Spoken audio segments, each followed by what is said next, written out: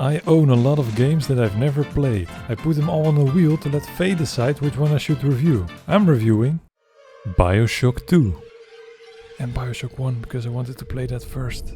Welcome to Rapture, a massive underwater city built by Andrew Ryan. Society in Rapture has collapsed, leaving most inhabitants to be zombie-like, drug-addicted creatures called splicers. You play as Jack, who finds the entrance to Rapture after surviving a plane crash in the Atlantic Ocean. In Rapture, Jack finds a radio and gets in contact with Atlas, an Irishman who learns Jack how to survive in Rapture. For most of the game, Atlas functions like a race engineer, telling you where to go and what to do. Take a deep breath and step out of the bathysphere. Now, would you kindly find a crowbar or something? If you spot a splicer in the water, hit him with the electrobolt.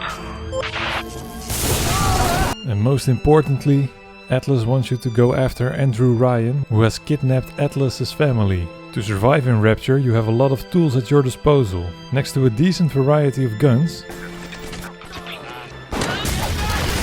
you also have abilities called plasmids, like a shockwave, fire or telekinesis. Furthermore, you can hack drones and security cameras by doing the most infuriating and tedious minigame I've ever seen.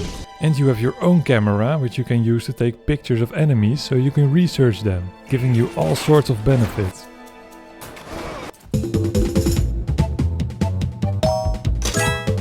Wonderful! Although you have a lot of options for combat, it felt a bit outdated to me.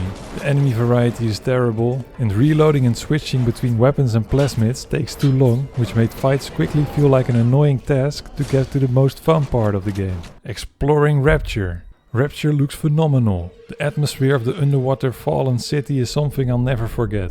The lighting looks amazing, the 60s music you hear from time to time is great, creepy sounds the splicers make in the background when you're wandering around, and there are also a lot of interesting logs to find. These logs have great voice acting and give you context about Rapture or the story, and they can even be quite funny. Hey Brenda, you care to tell me why you've had a hole in the wall the size of Plymouth Rock coming out of your crapper going on 3 weeks now?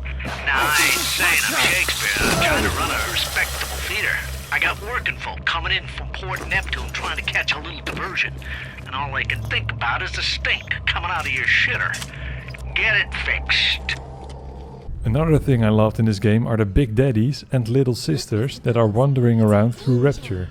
The designs of these creatures are cool and the big daddies are actually fun and tough to fight.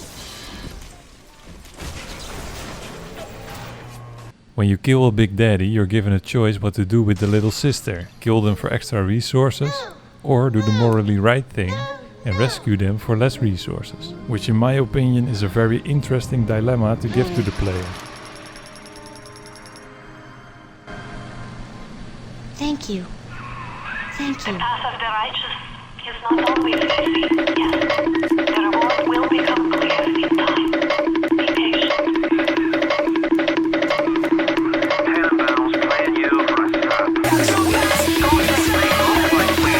Lastly, the story of the game is interesting, but is spread really thin, with all the best parts happening after 9 hours. The game overall takes about 12 hours, which also felt a bit too long to me.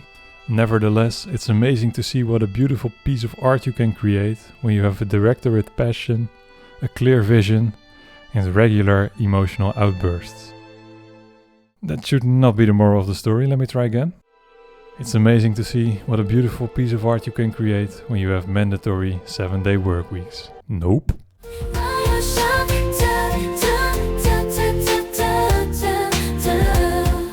Welcome back to Rapture, and this time it looks even better.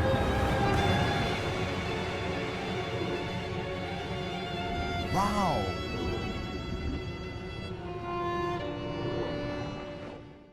Taking place 8 years after BioShock 1, you play as a big daddy trying to save little sister Eleanor. Eleanor has been captured by her mother, Sophia Lamb, who has taken control over Rapture. I found the story a little bit less interesting than the first game, and the game is still too long in my opinion, but the rest of the game is so much better. The combat is faster, with plasmids and guns being available at the same time, faster reload times. The camera was made more interesting, scoring points for how you killed the photographed opponent. During audio logs, the other audio gets turned down so you can actually hear what they're saying. But Mom Mom says I'm becoming a barbarian.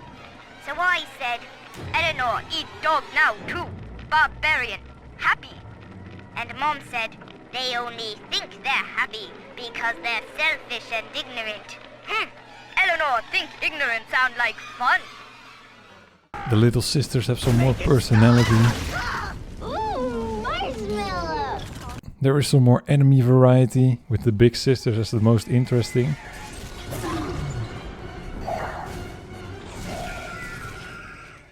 And I actually found a funny glitch where super intense music kept looping while little was happening.